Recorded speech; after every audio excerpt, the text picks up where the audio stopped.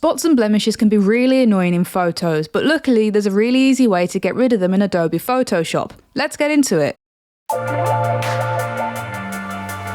First things first, we need to go ahead and open the image that we want to edit up in Photoshop. Now, just to show you as an example, this is what we're going to be doing. So as you can see, we've got a lot of acne and then the acne disappears, and I'm going to show you how I did this.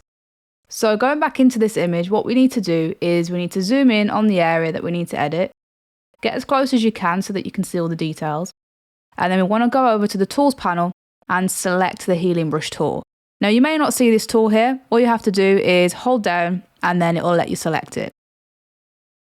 Now what we have to do throughout this is take samples of the areas of the skin around each blemish. And to do this, you hold down Option on your keyboard. And as you can see, that changes the brush to a little target.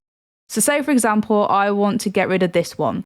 All I do is hold down the Option key and then I select the area and then I just simply brush over that blemish. And what it's going to do is it's going to take the skin from around that area and brush it over the top of the blemish so that it looks similar. Okay, so moving on to the next one, we do the exact same thing.